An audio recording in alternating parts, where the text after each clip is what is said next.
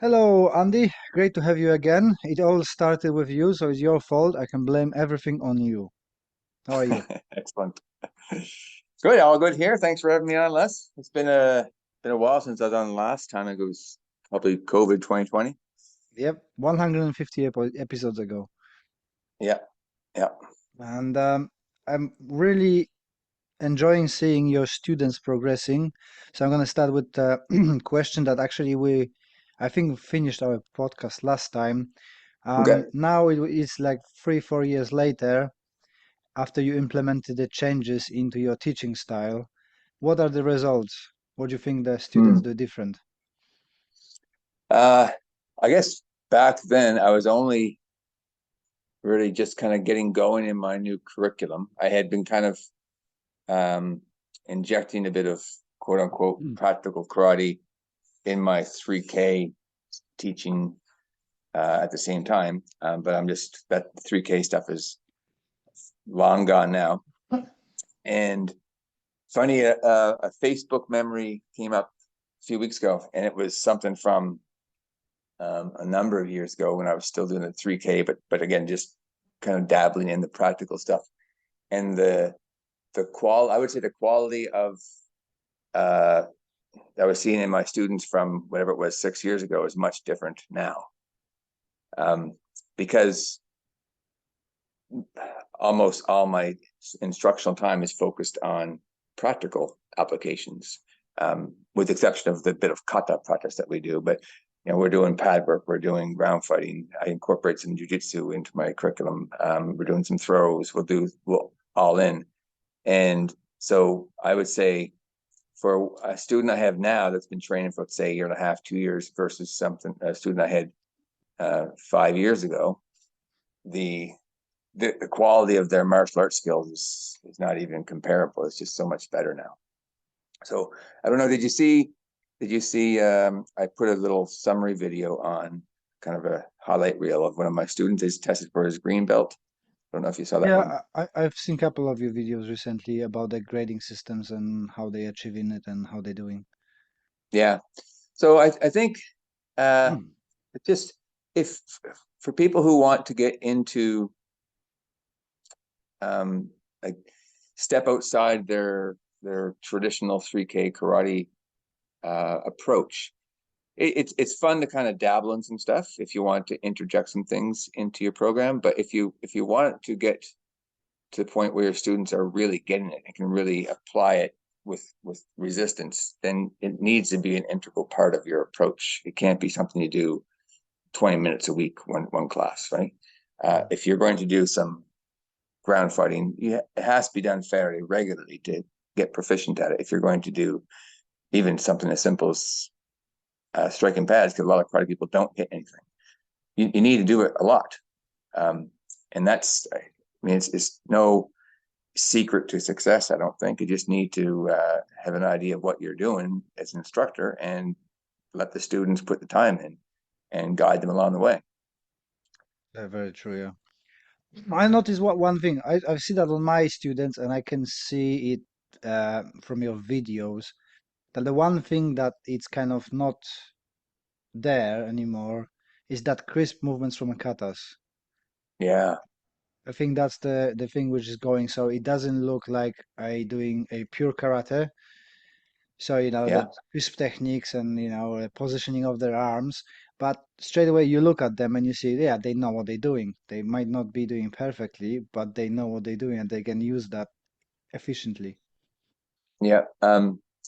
I was just comment. Someone was commenting on one of my videos, and it was about kata. And uh, I don't spend a lot of time teaching kata, and so definitely the quality of kata performance has declined in my students from what it was 5, 6 years ago. I just don't spend the time on it. I might do a little bit every 2 or 3 weeks, but it's not going to be an entire class. It might be 20 minutes. And so that nice crisp movements with the strong hikite and the kime, it's just not there. And for a long time, it kind of bothered me. I wanted them to be better, but at the same time, I also understood that I was prioritizing other skill sets, practical skill sets over pretty kata performances. So I'm okay with it. And so when I'm teaching kata, there's a lot of things that I just don't even instruct now that I would have in the past, Hmm. like how to make your kata look good. And I realize that's not necessarily important. It's important if you're going to win kata tournaments, and I did a lot of that when I was training and competing. But that's not a goal I have for myself anymore or for my students. So I accept the fact that their stances aren't as good as mine, and their crispness isn't there. And in myself, I've certainly lost a lot of my explosiveness and snappy movements in my kata because I just don't do a lot of kata training. If I do it, it's more of just kind of a movement exercise just to kind of loosen up and warm up before I do something else. You Yeah, know? I've seen exactly the same things in my students, and sometimes if I say that it doesn't bother me, sometimes it still creeps in because it's kind of like, you could look better, but then there's a trade-off, right? If I spend Right, more time on kata, then we're gonna not do sparring, or we're not gonna be right, doing parts, or we're not gonna do it. And now, is my students coming here for kata, or they coming here for fighting, right? right. You need to have that balance. And most of my guys are more interested in crossing hands and doing stuff than fighting than a cultural aspect of karate or a kata. Mm. They want to know kata maybe as a something interesting to do if they're injured. Rest is all about Yeah. applications. And if I were to ask my students, what do you want to do tonight if I let them have free reign? Uh, I think one of my adults would say kata, but other than that, it'd be let's spar, let's do grand fighting, let's do Mm. throws, let's just fight. And we've recently started no-gi fight night once a month. No gis, we just wear rash guard, and if they don't have any spats or something, just wear their gi pants. And we just spar. And my class is kind of long; it's about an hour 3/4 long. So I'll do some. I might do some kumite drills. Okay, now we're going to do 4 rounds of kumite. I might do some compliant throws. Okay, now we're going to do randori. Maybe a quick ground flow drill, and then it's rounds of newaza. But that, especially for the younger ones, that has become something to look forward to, the no-gi fight night. And I think it's, Mm. it, as far as the gi is concerned, um, some people, the traditionalists, might scoff at that. Why aren't you wearing a gi? But why do we have to wear a gi?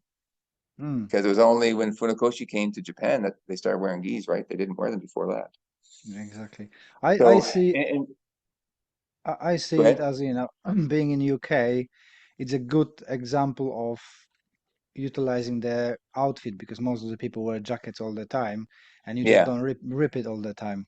But Hmm. and I like it. But do you have to? No, I enjoy no gi as Yeah. well. So Yeah. I suppose in Canada it's similar situation, right? Because it's cold.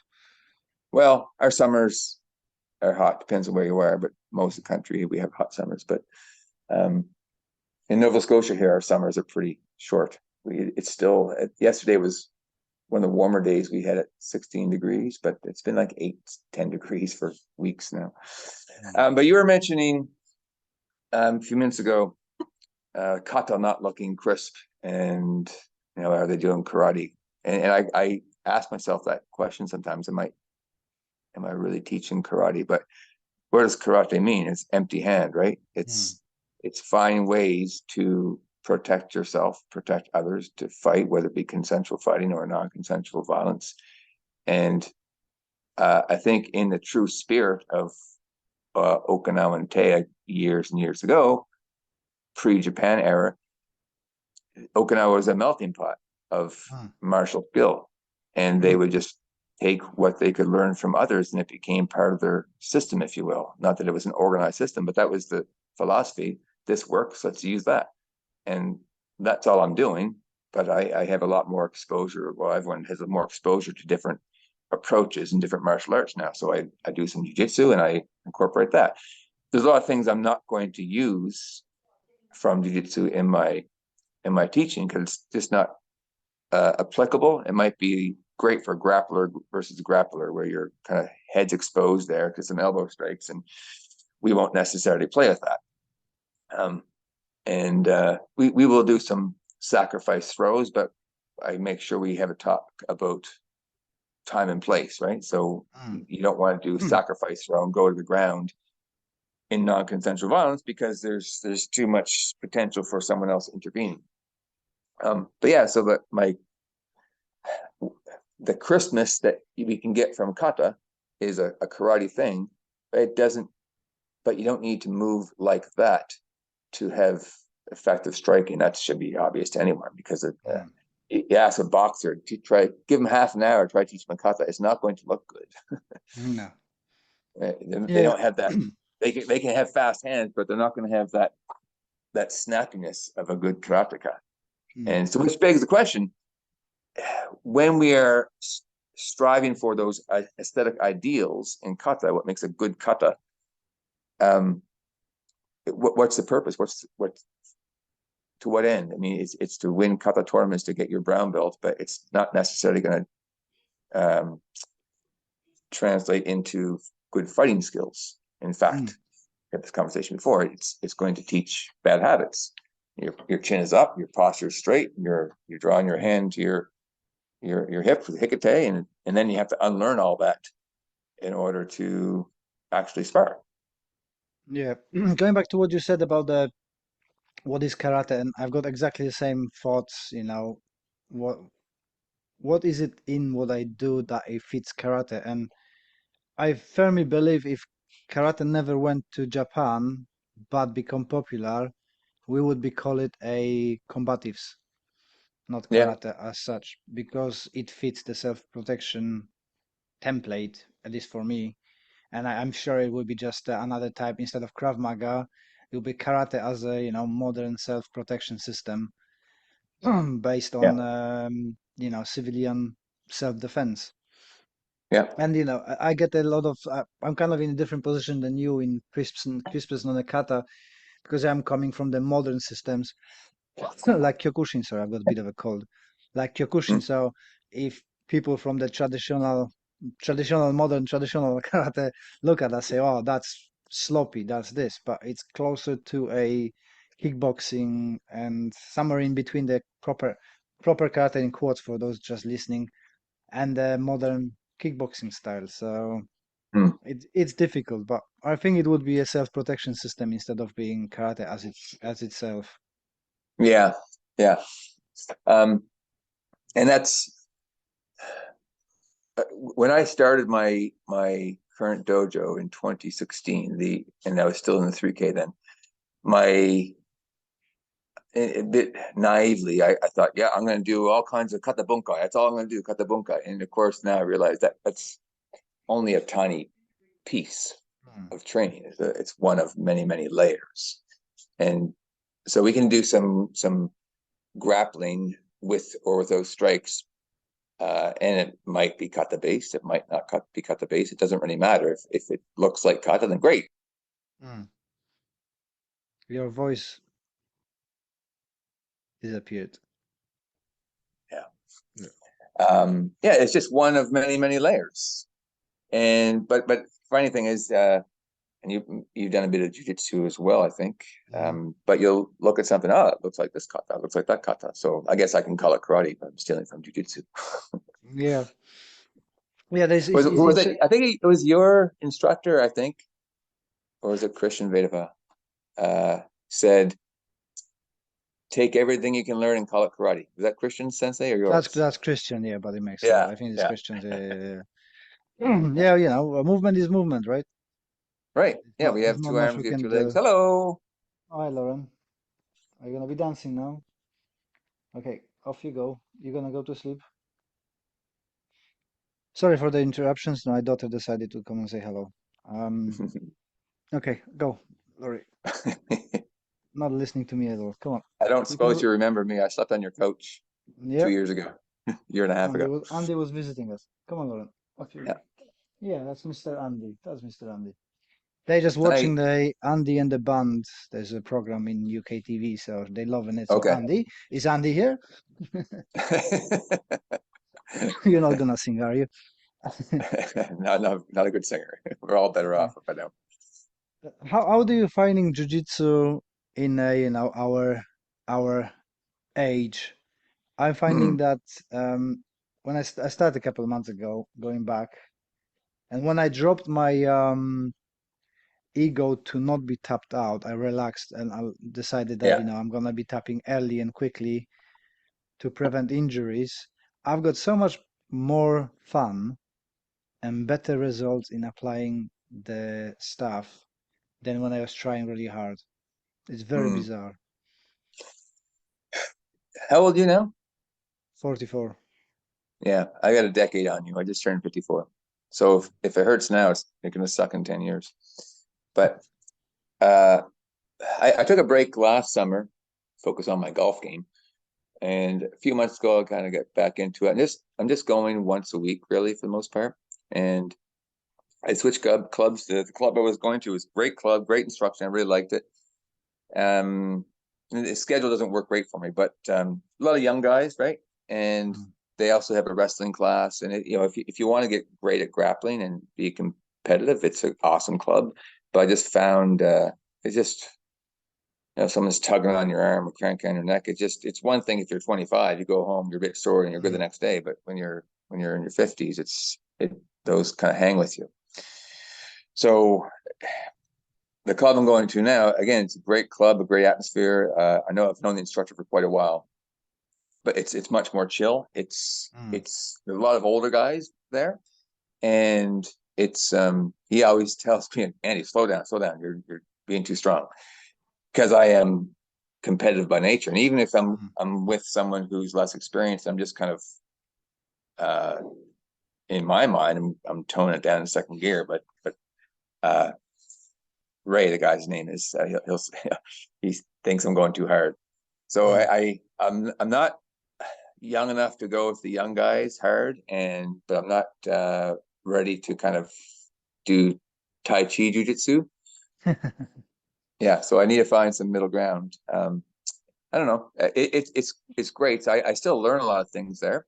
Mhm. The guys are great, and there's a couple of young guys that, because they're young and athletic, they're a challenge, so they're fun to roll with too. But jiu-jitsu is like there's just so much to learn, and I Mm. suppose you could say the same for any martial art. But even just with one little, like a kimura, which is a shoulder lock, there's so many ways to do it from different positions and different little techniques, and some of which I've received instruction for. Some things I've just figured out on my own, just a Mm. way to move your arms and bend your wrists just to lock it up tighter. Um, but it's a never ending journey, which is kind of a frustrating and a beautiful thing about it, because you can't say I know it all. It's never going to happen. Mm. But I was thinking actually about it something in relation to wrestling and BJJ and boxing that they've got so much material and testing grounds that you rarely hear people from wrestling or BJJ saying, "Oh, I need to cross train." mm, And for karate guys, it's like, "Oh, I've done my kata, I've got the black belt, I need to start cross training." yeah, Because there's lack of that methodology, I think. That's why I'm using mostly a wrestling methodology in my yeah, teaching. Plus, grappling. If you add those components like grappling, sparring, pads, different drills for sparring, kata if you want, then there's plenty to do. But if you're just doing that 3K karate from black belt, at least in UK, it's mostly repetition, repetition, repetition, teach yeah, kids, repetition, repetition, teach kids. So people yeah. start looking, oh no, I need to look for something else to build it up. I never heard guy from BJJ going, no, now I need to go and explore something else. Maybe if they transition to MMA, but they kind of Well, occupying their own they'll say stuff. that um if they need to work on their takedowns, because the takedowns in BJJ aren't as good as what they are in wrestling and judo, right? So Hmm. they might go train judo or wrestling to learn a takedown so they can get to the ground and use their BJJ. If they want to do MMA or just be a more well-rounded martial artist, obviously they need to do some striking. Hmm. So maybe do some boxing, some Muay Thai. But the thing is, what they do is what they're good at, Hmm. right? BJJ guys, even if you go with someone who's 40 pounds lighter than you, but they're a second degree black belt in BJJ, they're just going to fold you up. Yep. A boxer make you look silly, that Mm. someone who's boxing at a high level. But a 3K karateka, I don't know, like they On the impress you kata with like their them. kata. Yep. Yeah. Now, that's a generalization, but maybe it's not fair.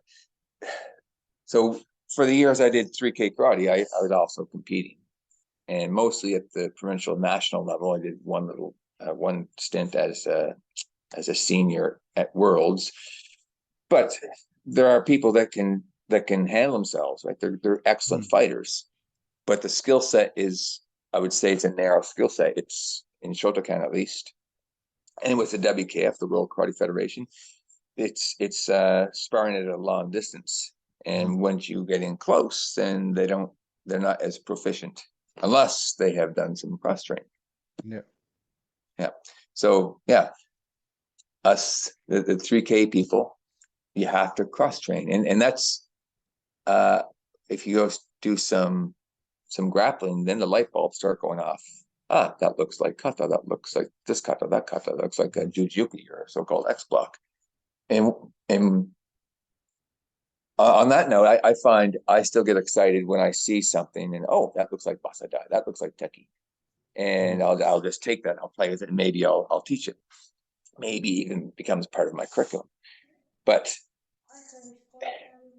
if I teach a seminar, and I was teaching in Prince Edward Island last November, and we're doing something with Shotokan. It was just something that kind of happened, a spontaneous moment. We were doing arm drags, and as your arm's getting dragged, if you shove your other arm up in their neck for a split second and pull your arm back, it kind of looks like Shotokan. You're using it as a frame if you time it right. There's a window of opportunity. And so I was playing with a couple of the people in the seminar, and I kind of fell into that, which I realized, oh, I've done this before at BJJ, just instinctively trying to stuff the arm drag.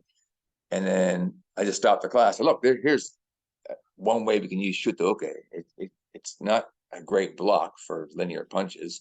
You can use it as a frame. Here's an example.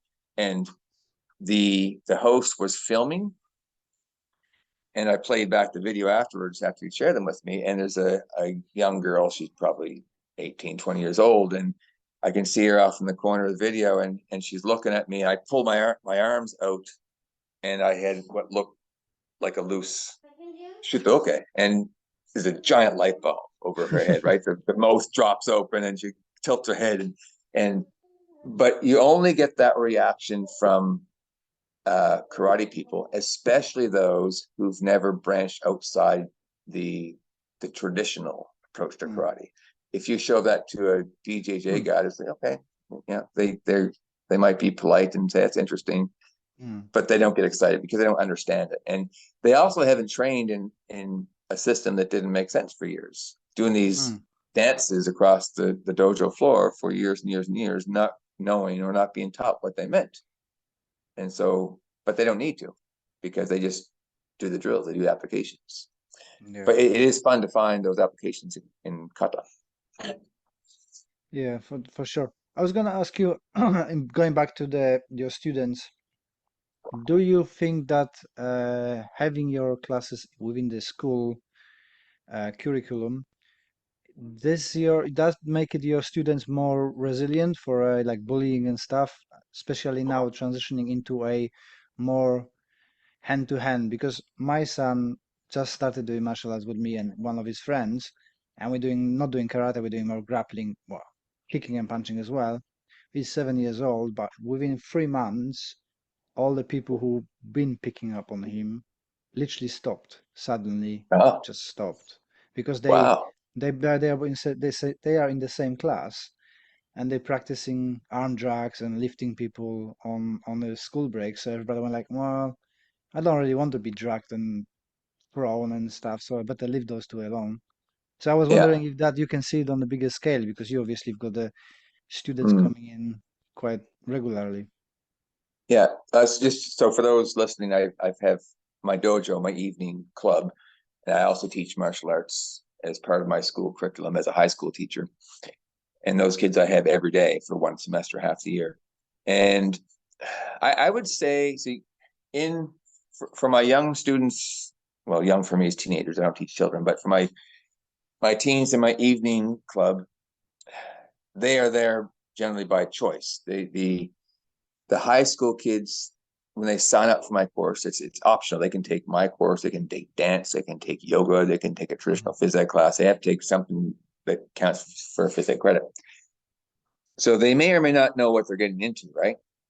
And I guess there's a few categories you can lump kids into. Either they are already athletic and involved in sports, they get in here and they do well, or they didn't know that they had any aptitude for this. It's their first time climbing from behind their video game console, and they think, oh, this is fun and I enjoy this. And there's other kids that are meek and mild, and they start to open up. But then unfortunately there are some students who get in my class and they realize, ooh, this is not what I thought was going to be. I don't like having someone sit on top of me. I don't like getting kicked in the ribs. And some of those kids, they don't step up. But I would say a good number of them do. And there's one girl I have in my class right now. She never played any sports in her life. This is her first year. She's in grade 10 on the school rugby team, and she loves it. And then she started training with me, and she loves that. She likes throwing people. She likes hitting things. She likes ground fighting. Now, I don't know which students, if any, have been bullied in the past, but I've had conversations with parents, and I remember a parent saying last year how excited she was just through email that her son was in my class because she couldn't get him out of the house off the video games, and he's talking about karate, going to go to karate class and just loving it. So it can bring someone out of their shell. It gives them something to look forward to, and that happens a lot.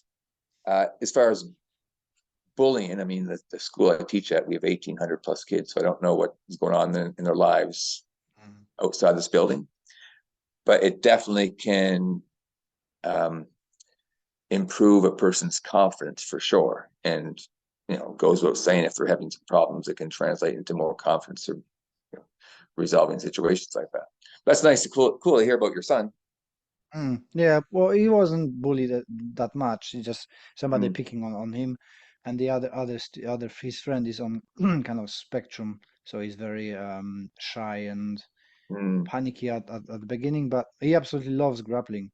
So my yeah, son is kind of more kicky punchy. He's very flexible and he likes kicking punching, yeah, and his friend is more stocky and likes to it throw, is. and you can see him in background. Yeah. um, prefers to grappling and stuff, and it's got a really good reflexes for it and that kind of natural ability to do stuff. But I think, in your environment, it would be great opportunity to have like a mini survey over the years, having a chat Yeah. with anonymously with the people, how that karate had the impact, and have it I like used a to do that proof for it. actually. I used to do that. I just kind of forgot about that. It was a number of years since I've done it, but I had some kind of exit survey where Mm, I would ask, just some simple questions. What did you like doing most, least? Just some feedback for myself, but also ask them if it helped them in their other areas of schooling. That's something I should probably bring back. mm. Like have a question about their confidence level. Do they feel more confident dealing with confrontations or problems in life? Mm. The other question, interesting for me, was how do you feel about your students coming in, staying with you for a year or something, and going away?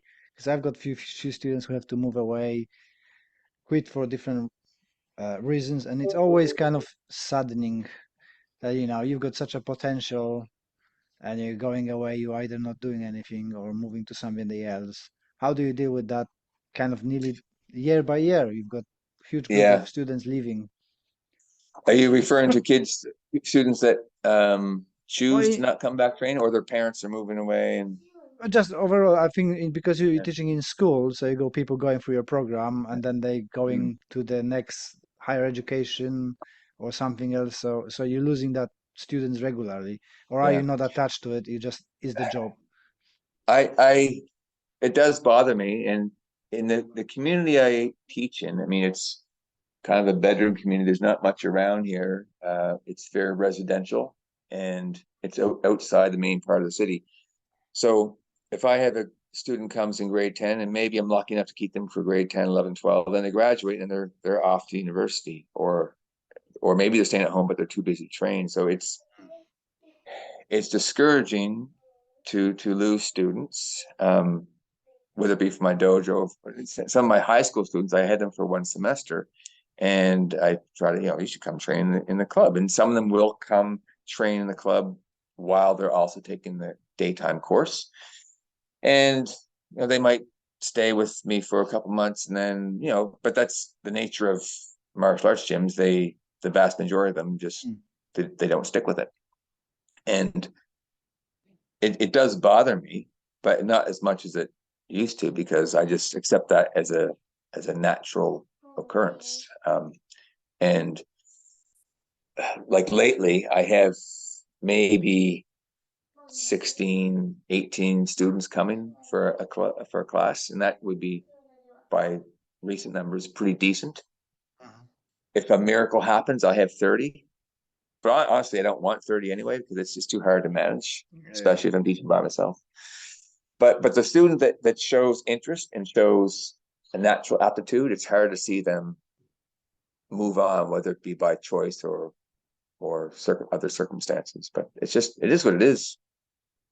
Mm. Do you have do you have any info from students who loved your classes, moved away because of circumstances, like moving the house, moving to other thing, sending you messages like hey, I really liked your class. I can't find anything like that where I am Yeah, now. Can you recommend something? Because we in UK here we've got people, lots of connections between dojos and people throwing that, my students moving away looking for something similar, hard to find. Can you recommend something?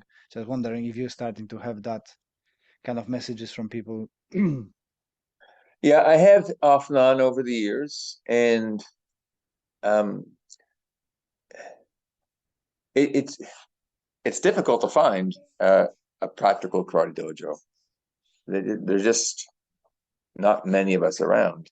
So if I know where they're moving to, I'll just do a search and I'll give them some ideas. And sometimes it might be an MMA gym that I'm suggesting because it's pretty easy to tell from a karate dojo's website. Okay, they're doing line training, they're doing Yeah. Hikite for power, and that's not something that my students are going to enjoy. If they enjoyed my class, they're not going to enjoy marching up and down the dojo doing kihon kata all day. So I have actually a girl just came back. I taught her a few years ago, and she's doing engineering in Toronto, and she's back for a couple months. And she took up some Muay Thai and some Jiu-Jitsu, and I guess that would be the closest thing, to what I'm doing, um, where she's kind of blending skill sets. But I it'd be different instructors in different times, and it's not necessarily intermingled. I don't think they're going to blend the striking, the takedown, and the ground fighting, unless she's doing an MMA class, of course. But it's nice though because she was training with me before I made that transition with the World Combat Association. So I was kind of dabbling in some things, but she comes back and okay, now her left hook is pretty good, and she knows a little bit on the ground. Whereas because before when I was teaching her, I was just dabbling in things. Um, but yeah, there'll be different students that will ask me, and sometimes I'll have some success in finding a place, and sometimes not. But it's just, I mean, I think we're going to be the minority. Uh, some people seem to think that with the wave of practical karate that's been kind of happening for the last whatever 20 years, that the traditional approach is going to go by the wayside. But I don't know if it will. What do you think? I Will think there so. come a day where that's gone, or I think how to put it. So I used to be against the McDodgers, right? But now I'm thinking completely different. I was thinking like why people don't look online and see that this is not very good. I need to find something better. And my conclusion is people know exactly what they're doing. They want to just move about and do something martial arty in quotes, and they know what they're doing, they know what they're buying, and they're happy with this. So Yeah. I think it's like Tommy Jomur said to me, if they move about, it's better than sitting on a sofa. So if they're doing Yeah. sort of karate, martial art, whatever it is, but they're moving, is better than not doing. And and I think that's how it's gonna be. People just gonna go and look. I've got actually a good example. One of my friends contacted me. He's got a 17-year-old son who I know. He said, he would like to train with me, but there is no way he can commute. He doesn't drive yet, and they're living 45 minutes away from us. But there is a dojo there of Shotokan karate. When he went for a more traditional approach, absolutely loves it. He Okay. tried MMA, he tried Krav Maga, and tried different stuff. Traditional karate is for him. He enjoys it. He likes it. Mm. So whatever people want, but I don't think so. They've got too many people to be going wayside. I think it's gonna be uh, continue and have that legacy, and I think that a lot of advertising is done for them because they've got access to Japanese teachers and they Yeah. pushing that sort of thing. So cultural aspect pushing that as well. But if for me, if people know what they're signing up for, there's no problem. If it's clearly Yeah. As long as they advertised, understand what it is and what it isn't, right? yeah, exactly. So, Yeah. I've got my group with doing just the katas for meditation, and everybody from the day one know that that's what we're doing. Mm. And there's no delusion that I'm teaching self-defense. I'm just saying we're doing it for, health and mobility and feeling Mm. better and meditation and social aspects. So people are very Yeah. happy with it, and it's my most popular class actually. Yeah. One thing I do miss about being in my old Shotokan organization is uh, the opportunity to train with other people within the organization. We used to do a summer camp, so we'd drive down to a place called Yarmouth, which would be a 3-hour drive. It's kind of south end of Nova Scotia, and you see some people you haven't seen for a while. You get together for competitions. There's that camaraderie, but Mm. I do feel very much like an island Yeah. where I am. I do train with other people, but they're not karate people, right? There's Mhm. I mentioned before, this friend of mine, he calls it jujitsu fusion. And so he's a black belt, I forget what level he is in Japanese jiu-jitsu, and he's Mm. also been doing some Brazilian jiu-jitsu. He's done some um, Filipino martial arts. I think he did a bit of judo back in the day, and he's very like he knows a lot and kickboxing, and he combines the different jiu-jitsus and some striking as well. And it's just it's a fun class. Mm. Um, but yeah, as far as karate people, there's just the closest one would be about a 3 or 4 hour drive, and it's just not feasible to get together with them. So there's no like growth in Canada of that. But there's you, Chris, and I think Jeb Chills as well. I don't know how Jeff, to who? pronounce it. Chills, Chills. It might be in States. I might be Okay. confusing the. Um, so there's a friend of mine, Jeff McDonald. He's in New Brunswick, which is the neighboring province. Chris Hansen, he's like an 18-hour drive. All right. Yeah, he's in Oh yeah, Toronto. because I'm thinking in European terms. Yeah, For you, it's Canada's just huge. out of UK is around the corner. You can drive nonstop for 2.5 days and still be in Canada. Yeah. So it's not Um, it's not growing, or well, not significantly, no. There's a fellow that's kind of starting to get out of his was it Watto roots? I can't remember, but he's working with this Ray fellow to help Mhm. branch out past the 3K. He's nearby. Um, there's a fella. He's a Brit. His name is Roy Stewart. He's over in Prince Edward Island, but again, that's 3 hours away. I taught a couple seminars for him, but there's in the Halifax area, which is where I'm from. There's no practical karate people. Lots of karate, but it's all sport karate. Mm. sport karate or your traditional karate like I used to 2 years ago. It's So interesting how different countries have it. Like in Poland, the practical karate practically doesn't exist. mm, I don't know. I know only two people who do it as we similarly to what I do, or Ian or you. Rest is all sports. Is either Kyokushin or Shotokan or Gosokuryu, I think it is, yeah, from Takubota. And it's not, doesn't look like it's gonna be growing at all.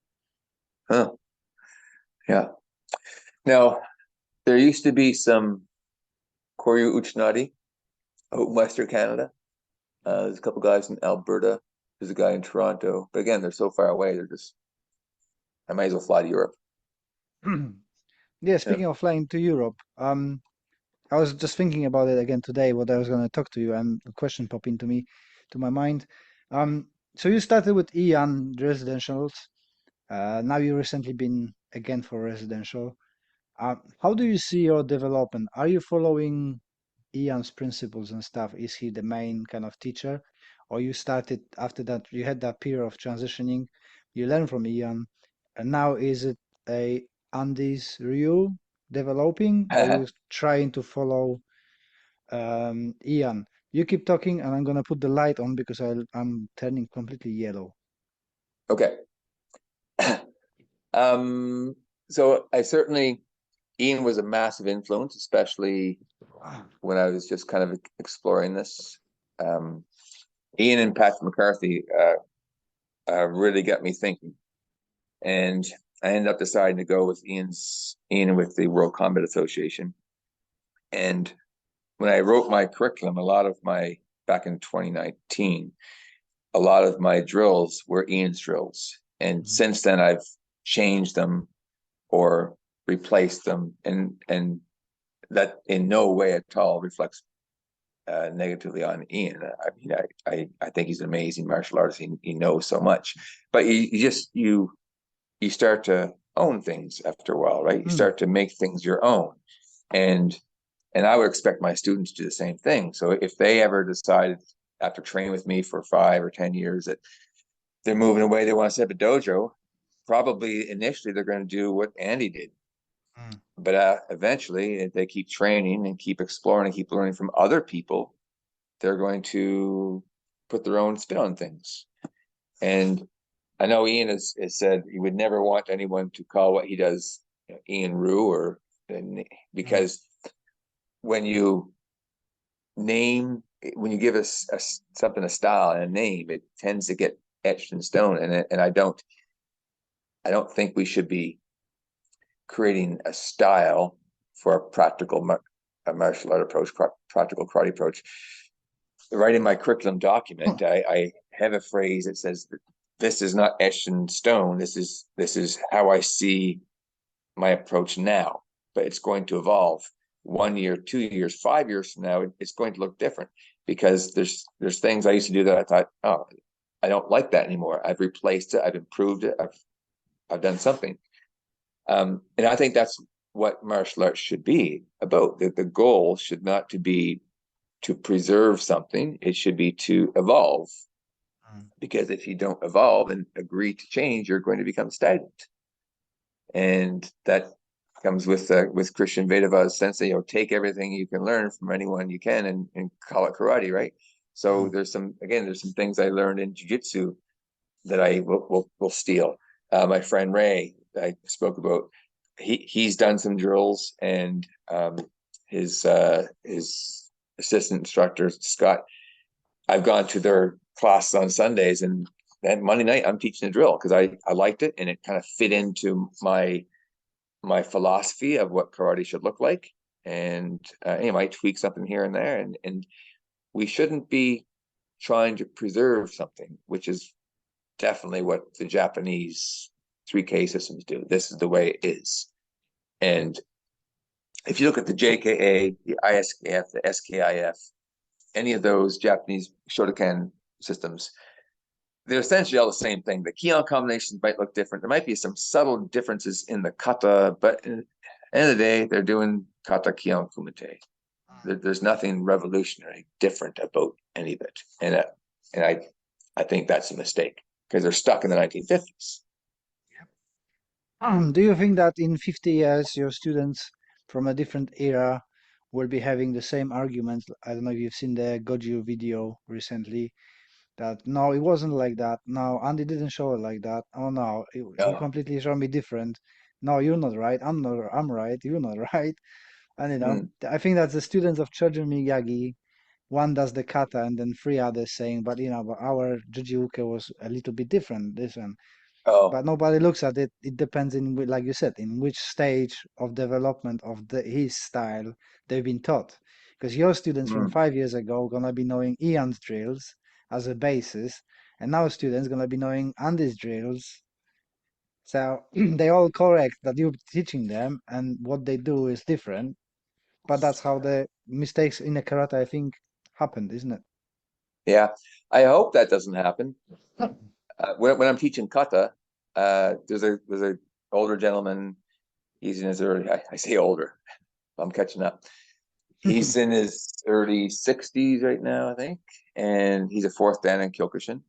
Mhm. So he does his pinan katas a little bit different than I do my heian katas. And but I'll say, look, here's Herb's version of the kata, Mhm. and it's not that one's right, one's wrong. They're different versions of the same thing, the same template. But we're going to do it this way. But I'm not going to correct Herb if he has his Hikite a little higher or something. Mhm. And I'm very upfront about that.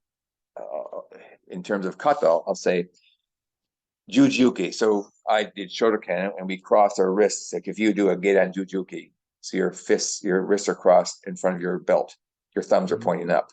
But in some of the Okinawan styles, your wrists are flat, Yeah, so your yeah. thumbs are pointed outside. And it's not really a right or wrong. It's just a different. I have a hypothesis as to why Shotokan changed it. It makes it maybe so you can block a front kick without breaking your pinky knuckles, which is a stupid reason, but Yeah, that's that what might that be it. was. That was taught as well. You block with the bottom hand and then you smash them in the shin Right, right. and break the leg. Um, yeah, so I'm very upfront about the fact that kata is an aesthetic performance, and when we're doing kata, we have to break the form in order to apply the movements. It's just their ideas what to do, and kata is the formalized representation in solo form. And when I teach, and I probably should have those conversations, let's say if you're doing a koshiguruma or something, there's different ways to do it. And Mm, it's not a right or wrong, there's just different variations. And sometimes I'll teach one variation, the next day I'll teach another variation, or a goshi, like a hip throw. mm, Um, if I grab your lapel, you can grab my sleeve and wrap your elbow over to get your grip mm, around my waist. It's just a different way to enter the throw. It's not like one is right, one is wrong. So I hope my students don't have that argument in the future if they ever had those conversations. But there's different versions of being effective. mm. I like it in the wrestling that they're just taking variations by name. Oh, so this is this one, this is that one. Mm, yeah, Jack Sarov from the person who was selling Jack Sarov was liking this throw and doing it a little bit different than the fireman carry. And just put the name on it. It's all the same throw, yeah, but it's recognized by the performer, if that makes sense. yeah. And one variation may work for a certain body type and not as well for another one. So I have fairly long legs. There's certain things that's good for, and certain things that's horrible for. Mm, Uh, And so I think it's as instructors and as students, we need to, as a student, we need to understand that this throw isn't really suited for my body type, but I'm going to practice it anyway. But it's probably not going to be my go-to. And same thing for striking. So I used to be really flexible and I would do a lot of head kicks, but I would kick in a certain way that worked for my body type. But if you're mm, 5'6" with short, stubby legs, you're probably not going to kick much tail unless you're in close and doing some leg kicks or something. mm. Yeah, that Yes. was my first conversation when I met Ian for first time, although he doesn't remember me at all on one of the seminars about the cross buttocks throw because his statue allow him to drag people on, and if I try that, it doesn't work for me at all. So I had to do it more wrestlers when I'm going into the person instead of person dragging on me because I'm so slim and small that I don't have that pulling power as he's got, right? He's got his own Yeah, gravity. Ian's a big guy. Yeah. So, so like you said, it have to be adapted to the people and take it in consideration that people are different mechanics, different mindset. Even the mindset makes a different, right? Difference. Yeah. What your mental abilities are and what you feel comfortable with makes a huge difference. Mm. And I remember having a conversation at my old jujitsu gym, and a guy said something to me that made sense, and I didn't even really realize it. We were talking about gi versus no gi, and I've always liked no gi better. Um, the grips slow everything down, and I just don't like that game as much. I like to be able to move around. And so the guy said, and I think he was a brown belt, said, "Well, your game is based on movement." And so, yeah, you're kind of right. I don't like the slow steamroller kind of game, Mm. where someone just kind of making inch by inch, getting improving their position to choke you out. I'd rather move around and find positions that quickly. But that works for me, or at least what I gravitate towards, not necessarily what I'm good Mm. at this point, at least. Yeah, I prefer the the no gi as well, but I think it's because I done wrestling and it's kind of more Yeah, familiar. yeah, Although in BJJ, I completely get lost when they just sit down. It's just like, come back so I can throw you, and then I know what I'm doing. It's just sitting yeah, down and chasing people on the floor. yeah, And only because I'm rubbish at it. So if I'm gonna get, yeah, when I'm gonna get better, or if I'm gonna get better, it's probably gonna get easier. yeah. You've seen Throws as for well. me are, Yeah, go on. yeah, throwing would definitely be my weakest link in my martial arts chain. Um, Not that my ground game is amazing, but for an old guy that's been kind of playing around with jujitsu for a few years, it's not bad. Uh, Striking, I've been striking for a long time, although I do it differently now than when I was competing. But throwing, it's I'm okay on my feet, I'm okay on the ground, but getting someone on the ground, not my Mm. best asset for sure. I'm finding now we've got a few people my age in my dojo as well, and I'm finding that being thrown is okay, but getting up from the floor is very tiring. It's suddenly hitting that age that the worst thing in the training is just getting off the floor. Yeah. Do you have mats at your dojo? I have to bring the mats and put the Okay. mats down. But That kind I wish I had. I was teaching now in Derby when they had a wrestling gym, and you walk in on those mats like, I want you in my gym. I want you so much in my gym. yeah, They're nice to land. We've got only the 4 centimeters tatami mats, which are yeah. not so forgiving for higher throws, and I don't Mm, have a crash mat unfortunately. But yeah. when I get my full-time dojo, I will have a Mm. I nice have some set. mine are 40 millimeter mats, but they're a little softer than the judo tatami. They're the Mm. rollout ones, and I like them. At my home, I have some puzzle mats. They're 40 millimeter puzzle mats. Those are quite firm, Yeah, and we've I got the don't. puzzle mats as well. Yeah, I've got a girl testing. She's going to come up. So my assistant instructor, he's been out recovering from hip surgery. So I've been running solo for quite a while since December. So my tests I have to do at my place. Hmm. And usually I'll bring the student and another person their size to be partner. But the girl I have testing for blue belt, she's bigger and she's strong, right? But like, oh, I don't want to be her Ookie to get thrown. But might be, next day might be a bit rough after taking a bunch of throws.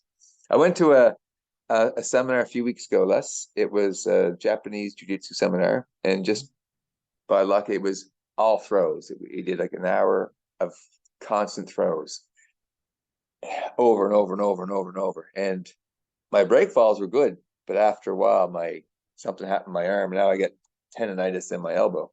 Mm. It's just yeah, going to the ground is not much fun.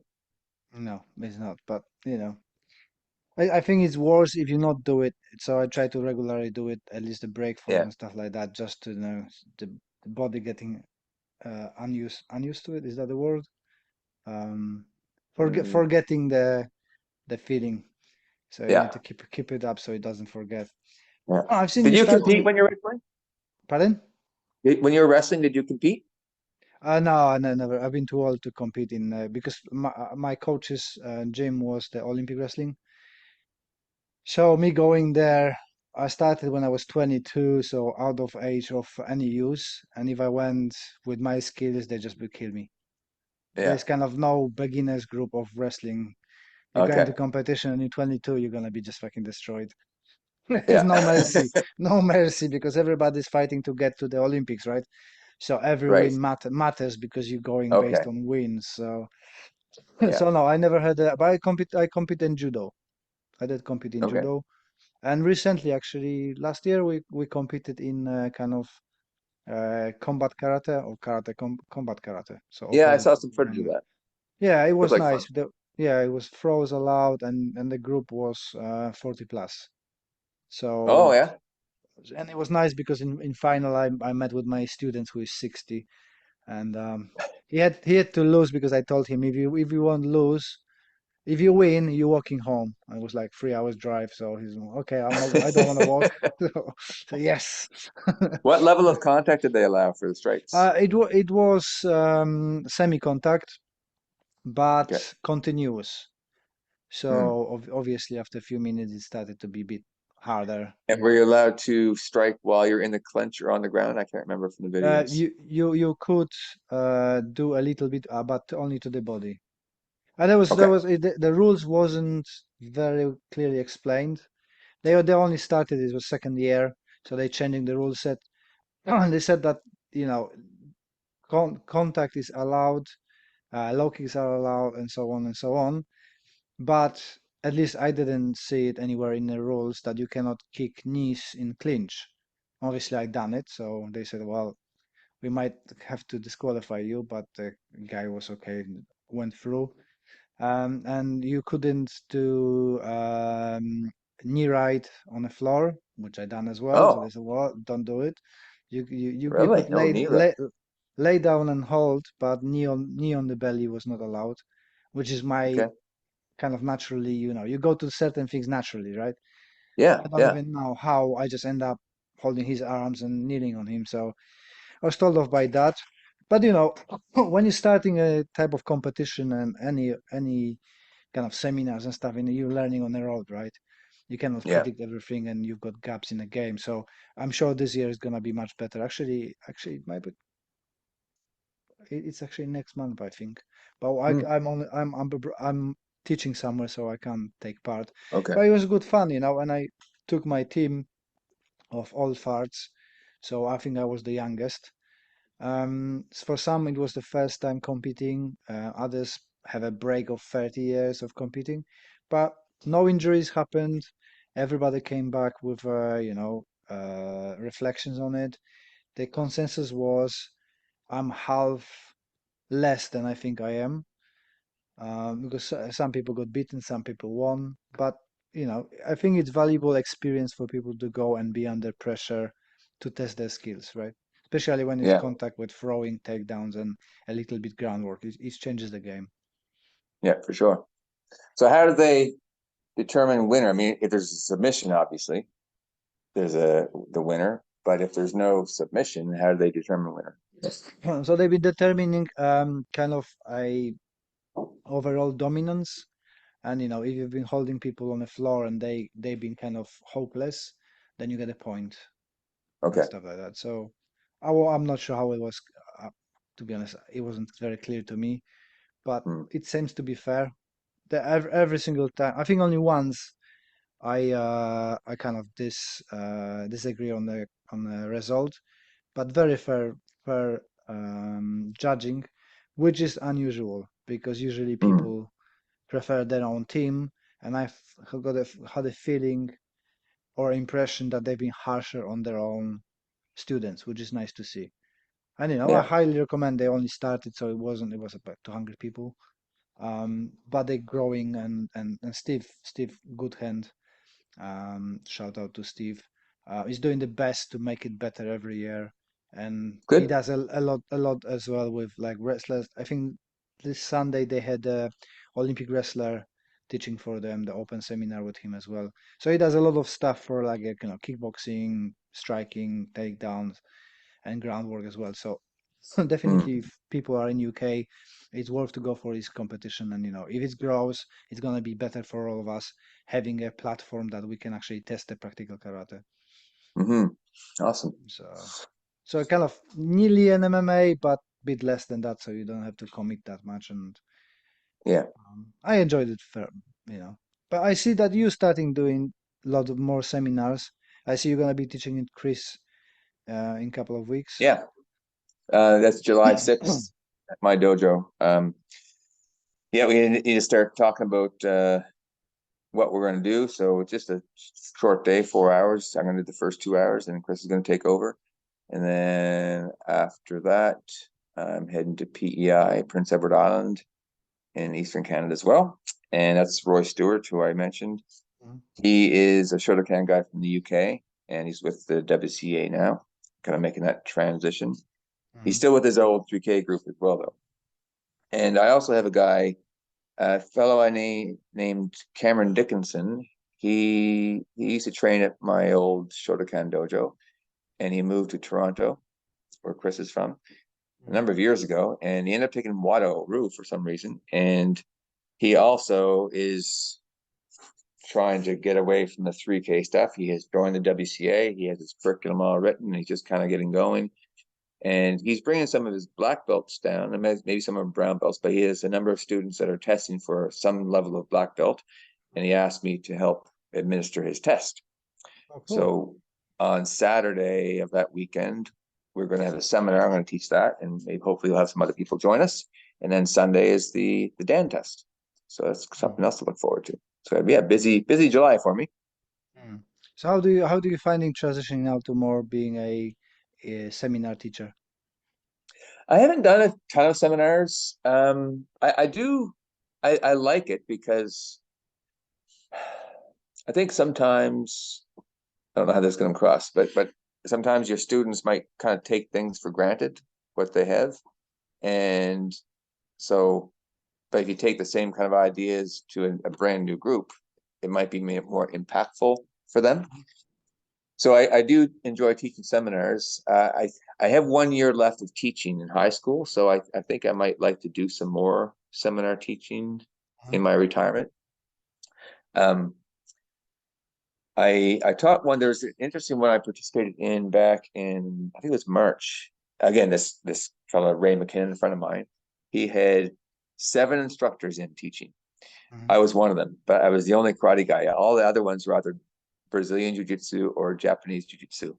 And so they did some takedowns and some different submissions. And so I did teki bunkai or nahanshi, Mhm. which they seemed to like quite a bit. So we did the crash and clinch, but opening salutation, find the head, and we from there we that step over Yeah. before this and the elbow. So we use a Mhm. step over as an oblique kick, Mhm. and then we either went to a guillotine choke, which is your cup and saucer position, or the elbow, depending on what their posture was after the knee and the oblique kick. And so I only had 20 minutes, so I had to be like fast and furious. But most people had at least a little bit of striking experience. So Mhm. that was kind of fun. It was quite an array of approaches people took. And what else have I done? I went to Roy's and PEI a couple times prior, so this is going to be my third time up there. So I do like the seminars. I don't know if I want to teach some of the huge ones that Ian teaches. A number of years ago, I think it was 2018, he was teaching in Burlington, Ontario. And there must have been 300 people there. It was huge. Wow. And I mean, I liked it. I just stayed up front, close to where the instruction was. But I think it would be easy you just can't get around to see everyone. Mm. Uh, but of course, if you're traveling overseas, it's good to make it worth your while with a bunch of people. But then if it was 300 people, there must be an interest, just people don't convert it into or not allowed to convert the dojos into the practical application then, right?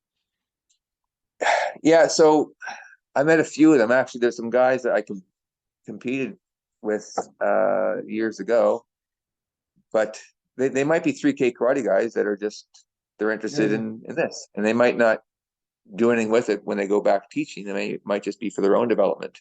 Mm, So there's an now Burlington, where this seminar of Ian's was, is it's fairly close to Toronto, which is the biggest city in Canada, right? So mm, in the province of Ontario, they have a much more massive population than here in Nova Scotia. So the city I live in, Halifax, well, we might have 400,000 people. all right. It's just not that big. Um, so I don't know what there is for practical karate in the Toronto area. I mean, there's Chris, there's this Cameron guy I talked about. He's getting started. There's probably be different things here and there. But in Canada's huge. But where I'm at, there just isn't a whole lot Mm. at all, which is unfortunate. Because I would love to be able to. What would be great if I had a student that years from now decided to go set up shop an hour away or something, and I can go train with them. He could train with me. Our students get together, share some ideas. That would be a great experience. But like I said, I feel a little bit like an island Mm, in terms of connecting with karate people. mm. But it is what it is. Oh yeah. Hopefully it's gonna get better with time when you Yeah. retire. So is that the normal retirement age, or do you taking the early retirement? So I'll be 55. And so the formula they use for our retirement, our years of experience plus our age have to equal 85 Okay. for I won't have full pension, but I can retire, which I will. I've been teaching for 30 years now in the school system, and it's time to pack it in. Mm. There's And what? there's good things about it, but I just want to move on to different things in my life. Well, because you're venturing into the being a landlord, aren't you? Yeah, yeah. So actually, my two boys were up there. It's in Annapolis Valley. They're going to Mm, school there, so we decided to buy a house instead of paying rent for two kids. And so this year, my youngest son finished his program, and that was fine with having students there because we had eyes. mm, They weren't going to trash the place because the landlord's son was there. But with him gone, I was a bit leery of having students, so we found a family to rent to actually. So mm. and they move in June. So that Yeah, that so gives you that would some be kind better. of that gives you some of financial security when you're gonna go and retire, right? Well, right now we lose money every month on our rental property when it comes to mortgage and taxes and utilities. Yeah, we definitely lose money. But the house is gaining equity, Mm, so when we do come around to sell it, we'll make some money that way. Although Justin Trudeau has decided to increase the capital gains tax because he doesn't want to see people in this country get ahead, but that's another story. I think that's our stuff here is shocking as well. So Yeah, politics all over the world are shit, but let's not talk about it because yeah, yeah. there's not no point. Um, so you retired. What's the plan with the dojo? You're gonna build up more teaching hours? What's your plan? I thought about that, and right now I'm only teaching twice a week, Mm, and I that's all I want to do right now because I would like to go do some training on my own. hmm Um, Even if it's just once or twice a week. If I was teaching 4 times a week here, it would start to feel like a job, hmm and I don't want it to feel like a job. Uh, I haven't spoken to Jake, my partner in crime, yet about this, but I would like to add another day, another evening when he gets his hip healed up. But maybe I teach one class solo, he's another class solo, and we co-teach another class. mm. Because there are some students that would like to have some extra training time. And it would be nice to, um, I know some kids would, I say kids because most of my students are teenagers. Mm. I would imagine my class sizes would go down because not everyone can make 3 classes a week, but it would be better for some people's schedules. Yeah. Mm. And you might gain more people who are fitting with that extra day because they couldn't do both days and they can come once with the Yeah. third day. So you never know how it works with people. Well, in terms of Yeah. it makes me smile when you say about the all the kids. Because we've got the recently 22-year-old joined our dojo, and you're thinking, well, yeah, he's an adult. I remember when I was 22, I was such a grown up, and I look at her, it's like, she was such a child. Yeah, Just I yeah, can't believe that I was thinking on 22 that I am very mature and stuff, and I must have been such a kid like you, just like you. It's like, yeah. Don't know anything when you're 22. Yeah. Hmm. so how many students you've got in your dojo now? You said about 18? Registered. But Well, I probably have close to 30 that are registered, but I may have mm, last class I had 18 show up, hmm, and how do that's a how pretty good number. yeah how do you doing your gradings? Are you still following that every 3 months grading, or do you doing completely different? And what's your Well, timings for the? I have kind of on paper a minimum classes is 32. Mhm. Uh, so that would be whatever 4 months, whatever that works out to. But not very often someone will be able to test then, because I would say my curriculum is probably too big. There's too much in it. Mhm. Um, but I'm not interested in just being a belt factory. This girl that's testing this week for her blue belt, I don't know, she might have 40, 45 classes in. Sometimes I've had students that train for a year before testing for their first belt, their yellow belt.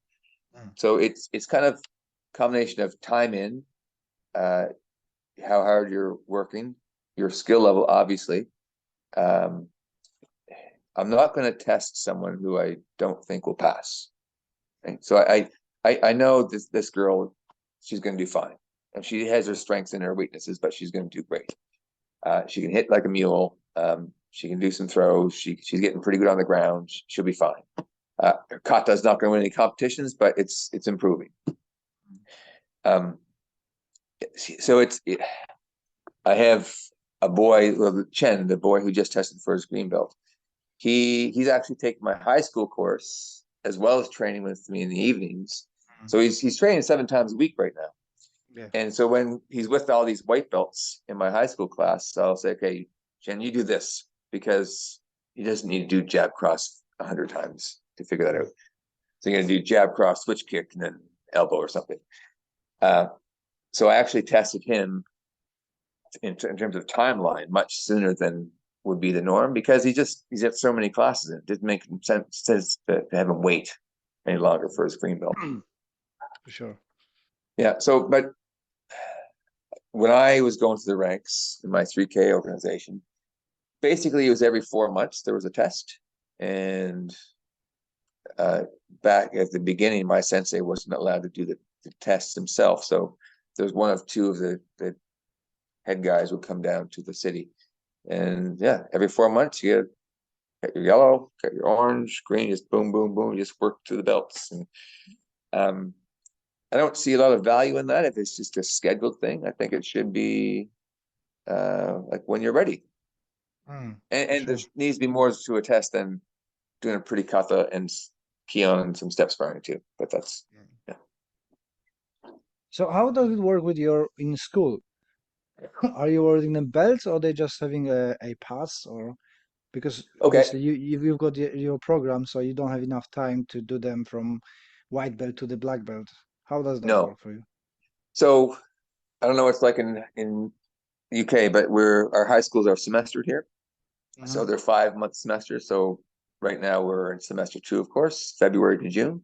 So I had them every week, every day of the week. So unless there's holidays, they're training 5 days a week. And I do a belt test. So there's going to be the last week of May. So they will have trained all February, March, April, and most of May. So close to 4 months. Hmm. But they're training 20 times a month. So they Yeah. get lots of time in.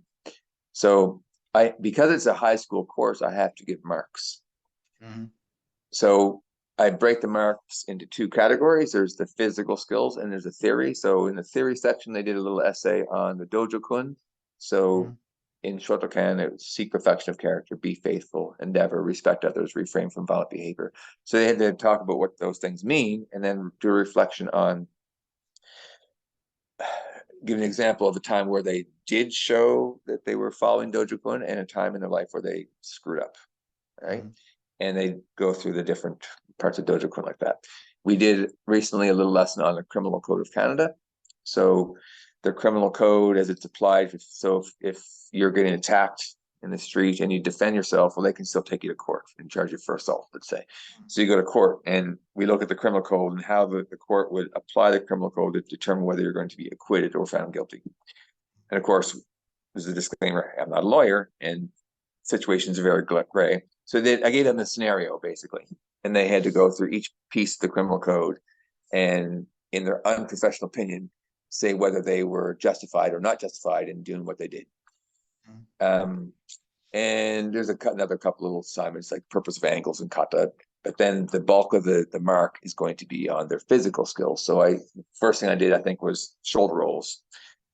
Did pad drill, jab cross, and the kihon, jab cross, or kizamizuki, yakuzuki. We did kata, we did some kata bunkai, we did a ground flow drill, did a sotogari throw. So I usually will pick things that are going to be part of their yellow belt test and test them along the way just to give them some feedback. And also because I need to generate a mark for the report cards. Yeah. So just like any other course that way, whether it's biology or physics or English, they get assessments and they get grades. Mm. And their belt test is one of those assessments that goes on their grade calculation as well. Oh, cool. That's a good solution for a school kind of environment, isn't it? Yeah. Yeah. In terms of your syllabus, last time when we were talking, it was a humongous. You had very detailed syllabus. Is that grown or shrunk? For a long time, it's been on my to-do list to revamp the syllabus. I have cut some things out, and I've replaced some things. There are some things that seemed like a good idea when I was writing the syllabus, but I've since discarded them or replaced them with things that I like better. And there's some things that I repeated too much that I just cut out. And the tests, the actual tests are just as long, but I just add more live rounds of sparring.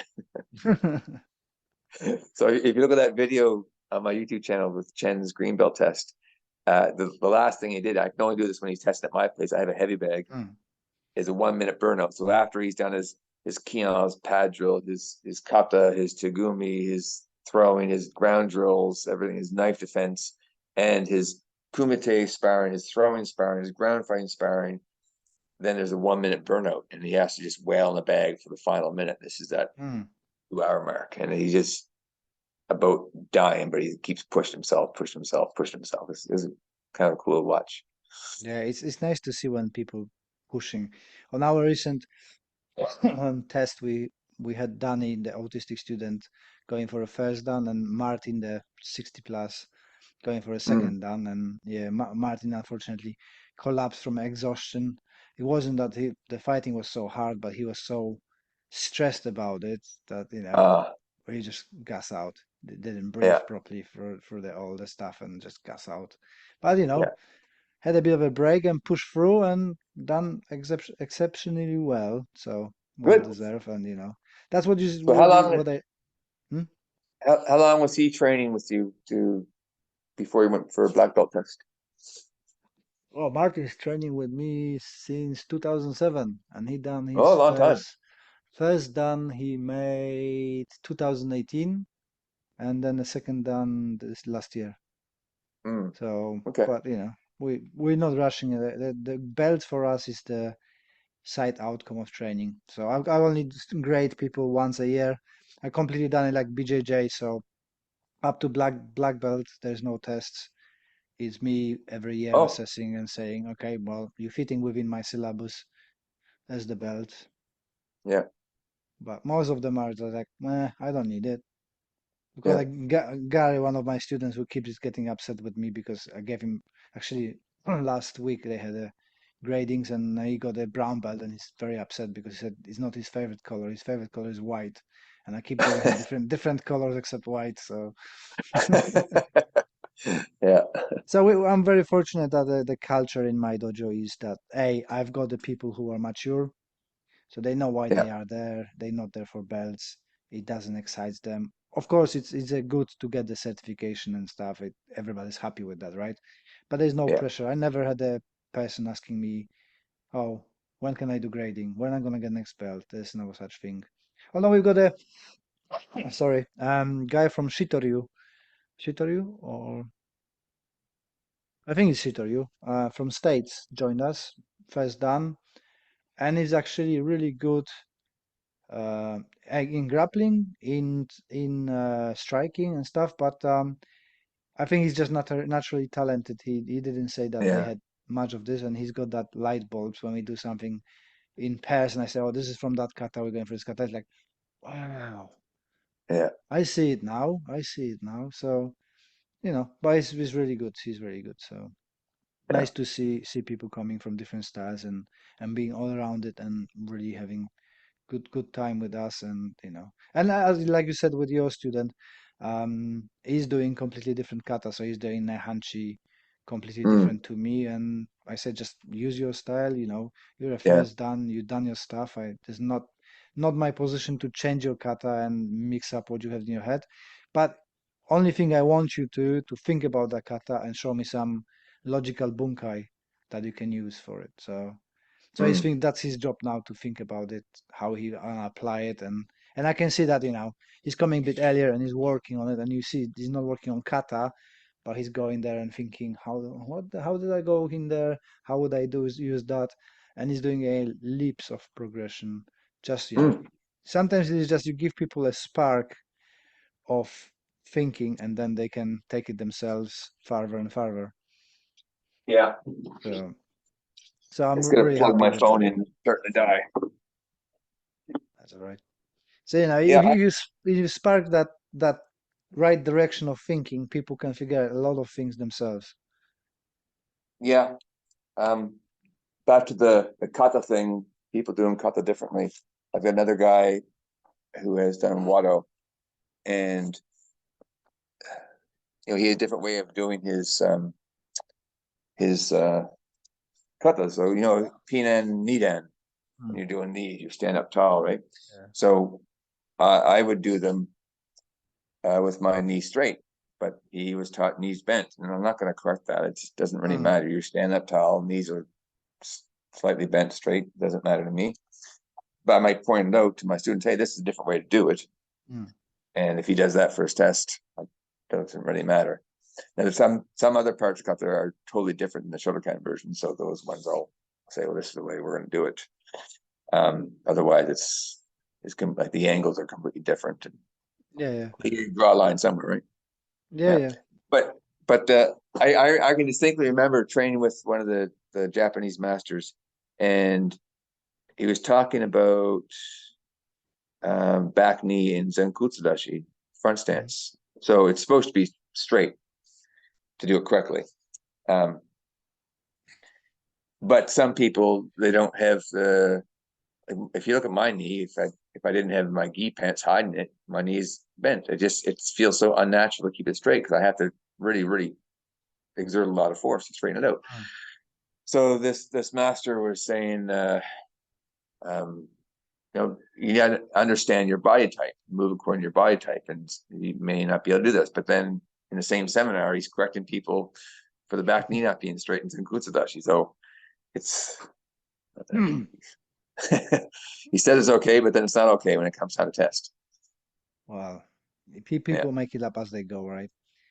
yeah, You exactly. see that all the time with different people, and it's not only Japanese, but kind of what I see from the kind of on Kyokushin scene after Oyama passed away, and all the splits happening, and now you've got a 100 million AKO Kyokushin organization. People start making stuff up and saying, "Oh, this is actually the traditional way. You should be doing like this." But there's no explanation for it. Like, why would we doing this? Is that give me an edge, mechanical edge over the other people, or we just doing for sake of tradition? and injuring our bodies and hindering our ability because you want to be a little bit different than the other organization. So there's a lot Yeah. of that kind of malarkey, that just to be different, just to we do something there. And Yeah. this is the way Oyama was showing, but nobody has been shown like Hmm. that. There's something peculiar about, they have any ITF Taekwondo over there? Yeah, we've got plenty of different aikidos in here around. Yeah. Uh, so there's they used to call it WTF Taekwondo. That's the Olympic style. But here in Canada, there's the Olympic style and there's the ITF, International Taekwondo Federation, and they have this sine wave. Have you ever seen that? No. It's very bizarre. And so imagine you're doing uh, this oizuki, stepping punch. Uh-huh. They they lower their body, and as their feet pass together, they raise their body, and then they drop at the end of the Oh punch. yeah, yeah, yeah. Sorry, I didn't understand you. Yeah, I've seen the Yeah, wave effect. Yeah, yeah. yeah, yeah. And so my two boys did some taekwondo for a while, and I like it much better than Olympic style. But the sine wave kind of irked me when I would watch them do their kata, and it's supposedly to generate power. And I'm not going to get into a big uh, discussion on kinematics, but it seems to me as though it was something introduced just to make it look different than the other guys, Mm. and something that since then has been exaggerated because, oh, Master so and so, it was actually General Choi that introduced it. Yeah. Um, that looks so overly exaggerated, and now has come to the point when you're doing your patterns in tournaments, you have to have this exaggerated sine wave, otherwise you won't win. Mm. But it doesn't Interesting. seem to have any functional value. Now, there are some people who would argue with me about that, but um, to that I would say that they were wrong. But It seems to be always about the power, isn't it? Power of Hikite, power of wave. yes, yeah, Hikite. I had my shirt on the other day, your second edition. Yeah, I had it Yeah, yesterday. the F minus or whatever it was on it. Yeah. Yeah. Yeah, I still once in a while run into someone online talking about Hikite, and it's like, do I open that can of worms again or let it slide? It seems to went quiet recently. So, although the other Yeah. day I had a guy, although you told me to stop tormenting him because he didn't get my hints at all. Yeah, yeah. I started a series of videos on rules for bunkai, Yeah, I've and I seen get a some of bunch of them. Yeah. ideas. Yeah, I only got three of them done, and then I just get busy with life. Uh, but I should say something about purpose of Hikite as one of the rules. That then I'll get sucked down that rabbit hole and all those debates again, though. But you went a bit quieter now on the front of internet, aren't you? You're not so visible on your group and the other groups. Are you participating in any other karate groups, or you just stick to yours? Uh, Once in a while, I just got kind of busy with different things and didn't have time to make videos, and I kind of got back into it recently.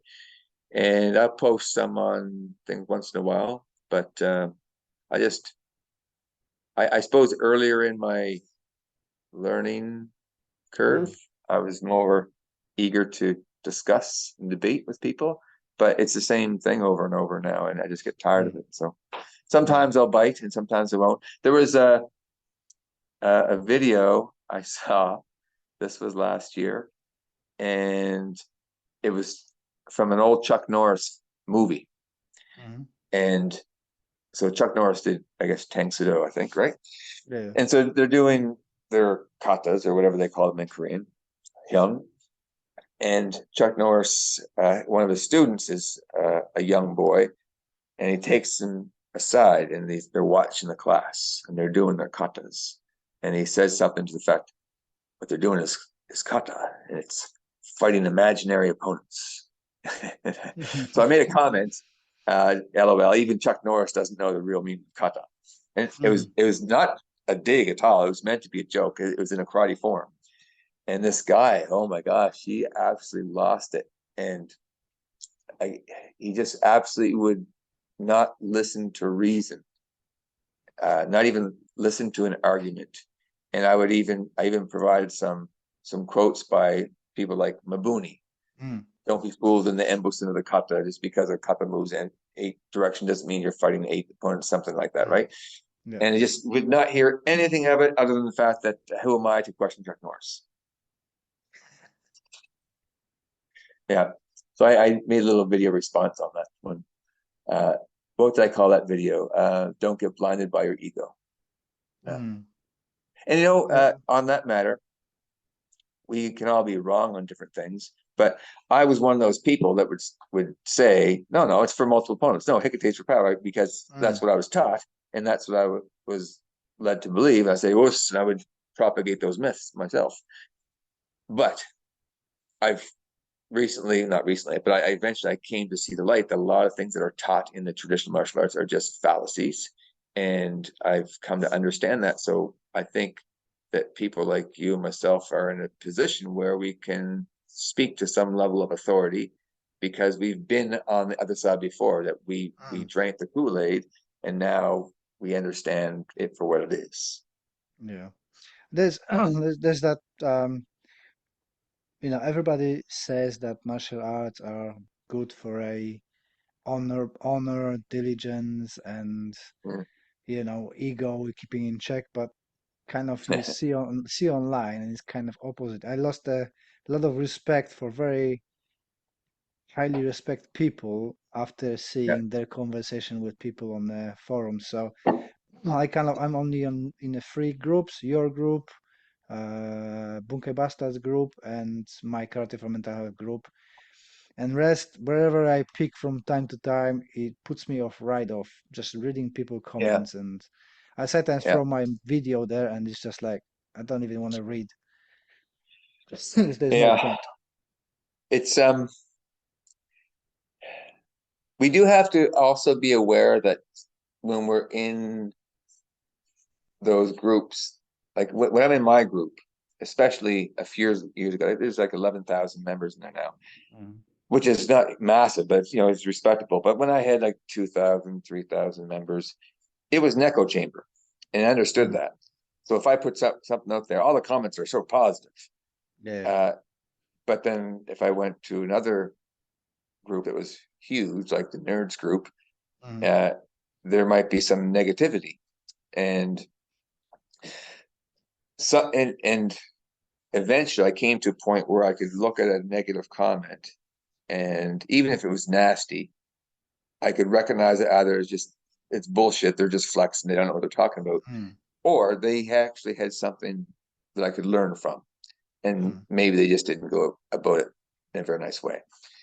Uh, we can learn from trolls, some of them at least, because some of the trolls actually are good martial artists. They're just dickheads, Mm.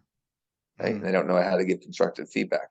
But then there's the trolls that they're wearing their tap out t-shirts, still living in their mom's basement when they're 30 years old. So you can usually figure out who knows what they're talking about, who doesn't. But what I've resorted to now, I think you've done it as well, is you have someone who challenges you on your video, your ideas, your methodologies. I just ask them, well, can you show me what you think is Mm. good? So and post it here, tag me, and then we'll have a discussion. But every single time, for the dozens of people I've invited, they decline the invitation. Yeah. And I assume it's because they don't know any better. Yep. But I've It's done that just before, right? I've had conversations online with people, and not debates, but um, it was difficult to convey what I was trying to say in words. So I just shot a quick little video so you could see my movements or something in the dojo, and then or something I had shot before an Instagram link. And here's what I'm talking about. If you cue to the mm. 32-second mark, whatever.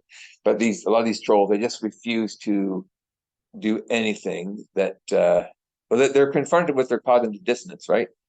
They're confronted with, Yeah. oh, there's facts from a 100-year-old piece of writing from Babuni, and it conflicts with what I've been taught. I don't know how to deal with that, so I'm going to block it out. Yeah, definitely. It's a kind of like some people in UK it's quite popular that if I want comment on it, it's gonna go away, right? or if I don't hear it, it's gonna go away. I just close my eyes and it's will go away. Yeah. So it's like, yeah, those quotes are there, but I don't see them, so they're not valid. Yeah. Yeah. Well, Andy, I'm gonna have to go to sleep. And it was always a pleasure to have you on the podcast. If you could feed some things you're doing, tell us about the seminar we're doing with Chris, so people can find you and join maybe, and promote yourself a bit. Yeah. So YouTube channel, Applied Shotokan, pretty easy to find. Instagram, same handle. And my dojo website is novakarate.ca. And if you're going to be in Eastern Canada this July, if you go to the events page, I have a few seminars coming up, and I'd love to see you. Les, thank you very much for having me. Thank you, and I highly recommend to get in touch with Andy, pick his brain about the modern version of a practical karate, and join his seminars because it's well worth it. Yeah. Thank you Oh, very if you much. want to get in touch with me, probably by email, you can get in touch with me, appliedshotokan@gmail.com. Appliedshotokan@gmail.com. Yeah, I've had actually a number of people reach out and ask advice for changing over to practical karate. So I enjoy those conversations, and I've had actually some video conferences with people just so I can have face-to-face kind of chat. So if you're trying to embark on this journey, I'd love to hear from you. So, thank you very much, and see you All on the right. next time. All right. Take care, Les.